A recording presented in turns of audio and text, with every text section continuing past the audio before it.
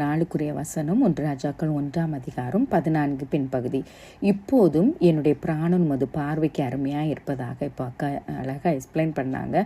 நமக்கு தெரியும், அந்த ராஜாவுடைய காரியத்துக்காக விசாரிக்க போகிறதுக்கு அவரை எலியாவை போய் பார்க்குறதுக்கு அனுப்புகிறாங்க. 2 முறை அவங்களுடைய தலைவரையும் 50 பேராக அனுப்பும்போது அக்கினி பட்சித்து போகுது. 3ஆவது முறை உள்ளவர் தான் அந்த தலைவன். அவர் போய் 3ஆம் தலைவன் ஏறி போய் எலியாவுக்கு முன்பாக முதல்ல என்ன பண்ணுறாருன்னா, முழங்கால் படியிட்டு அவனை வேண்டிக் கொண்டு தேவனுடைய மனுஷனை அப்படின்னு சொல்லிட்டு கூப்பிட்டுட்டு என்ன சொல்கிறாருன்னா, என்னுடைய பிராணனும் உமது அடியாராகி இந்த 50 பேரின் பிராணனும் உமது பார்வைக்கு அருமையாக இருப்பதாக. எவ்வளோ ஒரு தாழ்மை. மற்ற 2 பேரும் அவங்களுடைய கூட வந்தவங்க எல்லாரும் அவங்களுடைய லீடர்ஷிப்பை நம்ம பார்த்தோன்னா வந்தவங்க என்ன பண்ணுறாங்கன்னா, அவங்க ஒரு மிரட்டிக்கிட்டு நீங்கள் வரணும் அப்படி ராஜா சொல்லியிருக்க, ராஜா கட்டளைக்கு நீங்கள் கீழ்ப்படினு சொல்கிற அந்த ஒரு அகங்காரத்தோடு வந்ததுனால தான் அக்னியை வர வைத்து அவங்க பட்சிக்கப்பட்டு போனதை பார்க்குறோம். ஆனால் இந்த இடத்துல அவர் இதெல்லாம் பார்த்து கொண்டிருந்தவர் தன்னுடைய பிராணனும் தன் கூட உள்ளவங்களுடைய பிராணனும் தப்பிக்கப்பட வேணும்னா ஒரே வழி அவரிடத்துல சரணடையணும், தாழ்த்தணும் என்று சொல்லி தன்னை தாழ்த்துக்கிறத பார்க்குறோம். இந்த காலகட்டங்களில் நம்ம பார்க்குறோம். இப்பொழுது நடந்து கொண்டிருக்கிற சூழ்நிலை நம்ம ஒப்பிட்டு பார்த்தா கூட யாரும் தங்களை தாழ்த்துவதற்கு இங்கே அந்த தலைவன் தாழ்த்தினதை பார்க்குறோம். அவங்க அப்படி விட்டு கொடுக்காதது நிமித்தமாக தேசங்களே நடைபெற்று கொண்டிருக்கிற காரியங்களை நம்ம பார்ப்போம். இந்த நேரத்தில் நம்ம ஜெபிப்போம். ஒருவேளை நம் சில காரியங்களுக்காக நம்ம தவித்து கொண்டிருக்கிறோம்.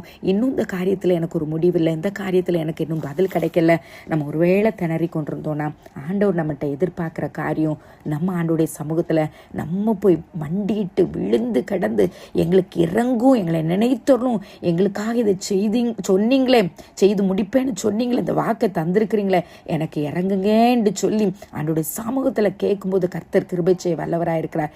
எப்படி எசேக்கியாவுடைய வாழ்க்கையில் அவன் வேண்டின போது கர்த்தர் அவனுடைய ஆயுளை கூட்டி கொடுத்ததை நம்ம பார்க்குறோம். அதுபோல் ஆபிரகாம் மண்டாடும் போது பட்டணம் அழிக்கப்படாதபடிக்கு 50 பேர் இருந்தா, 40 பேர், 5 பேர் இருந்தா 40, அப்படியே குறைத்து 10 பேர் இருந்தால் அந்த பட்டணத்தை அழிக்க மாட்டேன் என்று கர்த்தர் சொல்ல. இப்போ தேடுகிறது ஒரே ஒரு ஆள் தான். நம்முடைய குடும்பத்துக்காக, நம்முடைய தேசங்களுக்காக, நம்முடைய திருச்சபைகளுக்காக, அழிந்து போகிற ஆத்துமாக்களுக்காகவும் ஒவ்வொரு காரியத்துக்காக நம்ம ஆண்டோடைய சமூகத்தில் போய் நம்ம மண்டியிட்டு நிற்கும்போது கர்த்தர் நிச்சயமாகவே நமக்கு விடுதலை தர அவருடைய இரக்கத்தை காண்பித்து அப்படிப்பட்ட அழிவுகளிலிருந்து கர்த்தர் நம்மை தப்புவித்துக் கொள்ள வல்லவராக இருக்கிறார். மோசே கூட என்னுடைய பேரை ஜீவ புஸ்தகத்திலிருந்து கிறுக்கி போடுங்க என்று சொல்லி மண்டாடுகிறத நம்ம பார்க்குறோம். தானியலை பார்க்குறோம், எஸ்ட்ராவை பார்க்குறோம், நெகேமியாவை பார்க்குறோம். இது மாதிரி ஒவ்வொருவரையும் நம்ம ஆண்டவர் ஒரு எக்ஸாம்பிளாக நமக்கு வேதத்தில் எழுதி தந்திருக்கிறார்.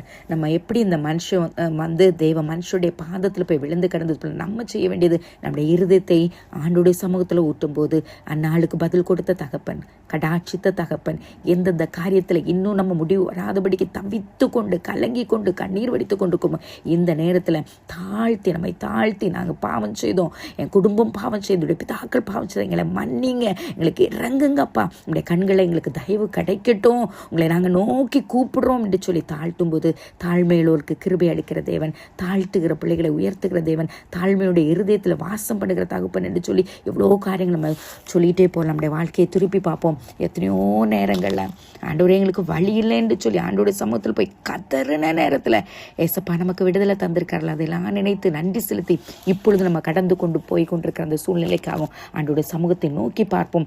அவர் வேறு ஆட்களை தேடி போனதுனால வந்த விளைவுகளை நம்ம பார்க்கணும். நம்ம வேற யாரையும் பார்க்க வேண்டாம். யாருடைய கருணையும், யாருடைய இரக்கங்களும், யாருடைய ரெக்கமெண்டேஷன் நமக்கு இயேசு உலகம் முழுவதுக்கும் ராஜாதி ராஜா, நமக்காக பரிந்து பேசி கொண்டிருக்கிற தகப்பன் நமக்காக ஒருவர் உண்டு. அவரால் எதையும் செய்ய முடியும், எதையும் மாற்றி அமைக்க முடியும். அவரை பற்றி பிடிப்போம்.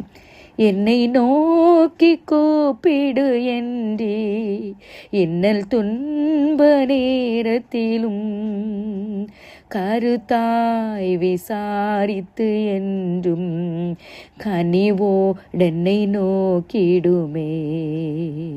திருப்பாதம் நம்பி வந்தேன், கிருபை நிறை இயேசுவே, தமதன்பை கண்டடைந்தேன் தேவ சமூகத்திலே. தமதன்பை கண்டடைந்தேன் தேவ சமூகத்திலே. என்னை நோக்கி கூப்பிடுன்னு சொன்னீங்களே, அப்பொழுது நான் மறு உத்தரவு அருள்வேன். ஆபத்து காலத்தில் என்னை நோக்கி கூப்பிடு, நான் உனக்கு உத்தரவு அருளி செய்வேன் என்று சொன்னீரேன். நீ என்னை மகிமைப்படுத்துவாய் என்று சொன்னீரேன். ரட்சிப்பேன் என்று சொன்னீரேன். விடுவிப்பேன் என்று சொன்னீரேன். அப்பா சுகம் தருவேன் என்று சொன்னீங்களாப்பா.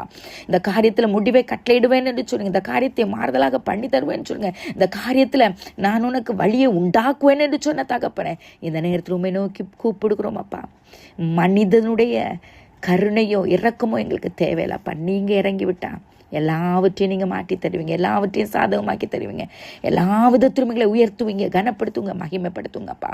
அதற்காக உமக்கு நன்றி செலுத்துகிறோம். ஒருவேளையப்பா நீ எங்களை ஆசீர்வதிப்பதற்கு, உயர்த்துவதற்கு, விடுவிப்பதற்கு, ரட்சிக்கிறதற்கு எங்களுடைய காரியங்களப்பா தடையாக இருக்குமாய், மனித தயவை நாங்கள் நாடி போனது நிமித்தமாக காலங்கள் தாமதித்து கொண்டு இருக்குமாய் பாதத்தில் சரணடைகிறோம் அப்பா, தாழ்த்துக்கிறோம், விட்டு கொடுக்கிறோம். இளைய தேசத்தின் தலைவர்களும் சுவாமி இந்த நேரத்தில் சுவாமி தங்களை உம்முடைய சமூகத்தில் தாழ்த்தட்டும் அப்பா, மன்னிப்பு கோரட்டும் அப்பா. தேசங்கள் அது நிமித்தமாக அமைதிகள் வரட்டும் அப்பா. குடும்பங்களுக்குள்ளே ஆண்டவரே தாழ்த்த வேண்டிய இடங்களில் தாழ்த்தி ஒப்புரவாகிறது நிமித்தமாக சமாதானத்தை பெற்றுக்கொள்ள, சந்தோஷத்தை பெற்றுக்கொள்ள, இழந்து போன நன்மைகளை திருப்பி பெற்றுக்கொள்ள, இரண்டத்தனையான ஆசீர்வாதங்களை பெற்றுக்கொள்ள, வெட்கத்துக்கு பதிலாக சுவாமி, லட்சியங்களுக்கு பதிலாக சுவாமி மறுபடியும் சந்தோஷம், மகிழ்ச்சியும், கீர்த்தியும், புகழ்ச்சியும் வர கர்த்தர் கிருபை செய்யுங்க. கரத்தில் ஒப்பு கொடுக்கணும். குற்றங்கள் ஆவற்றையும் பண்ணிங்க. இந்த ஜெபத்தில் கலந்து கொண்டிருக்கிற பிள்ளைகளுக்காக ஸ்தோத்திரம். வார்த்தையை கொடுத்து திடப்படுத்திருக்கிறீங்க. உமக்கு ஸ்தோத்திரம். உடைய வார்த்தை இது அக்கினியானது. உடைய வார்த்தை உருவாக்குகிறது. உடைய வார்த்தை உடைக்கிறது. உடைய வார்த்தை சுவாமி வேண்டிய நன்மைகளை செய்துதான் திரும்பி வரும் ராஜா. கொடுத்திருக்கிறீங்க, அதை நாங்கள் பெற்றுக் கொள்கிறோம் அப்பா. ஆவி ஆத்ம சரீரத்தில் பலன் பெற்றோர்களாக இரவில் நல்ல ஒரு நித்திரையை பெற்று காலையில் எழுப்பி உமக்கு நன்றி செலுத்தும் உதவிச்சுங்க. எல்லா இடங்களும் சமாதானத்தை தாங்க, இன்ப நித்திரையை தாங்க. காலையில் எழுப்பி உமக்கு நன்றி செலுத்த கடமைகளை செய்ய ஒவ்வொருவருக்கும் பலன் தாங்கப்பா. எல்லா துர்ச்செய்திகளுக்கும், எல்லா தீமைகளுக்கும், எல்லா இக்கட்டுகளுக்கும், ஆபத்துகளுக்கும், பொல்லாப்புகளுக்கும், ஆண்டவரே வியாதியின் அகோரங்களுக்கும் அப்பா, யுத்தத்தின் செய்திகளுக்கும் முடிவை கட்டளையிட்டு சமாதானத்தோடு நடத்த போறதாயுக்கா நன்றி. கரத்தில் ஒப்பு கொடுக்கும். எங்களுடைய கணவன்மார், பிள்ளைகள், உற்றார் உறவினர்கள், பெற்றோர் என ஜெபத்துக்கள் இருக்கிற இடத்துல காத்துக்கொள்ளுங்க. அக்கினி மதில் போட்டு காத்துக்கொள்ளுங்க. நல்ல செய்திகளை கேட்க உதவிச்சுங்க. சகல துதிகான மகிமையாக உமக்கே செலுத்தும். இயேசு கிறிஸ்துவினை கேட்கிற நல்ல பிதாவே, ஆமென். என் ஆத்துமாவே கர்த்தரை ஸ்தோத்திரி, என் முழு உலமையோட பரிசுநாமத்தை ஸ்தோத்திரி. என் ஆத்துமாவே கர்த்தரை ஸ்தோத்திரி, கர்த்தர் செய்த சகல உபகாரங்களை மறவாதே. ஆமென், ஆமென்.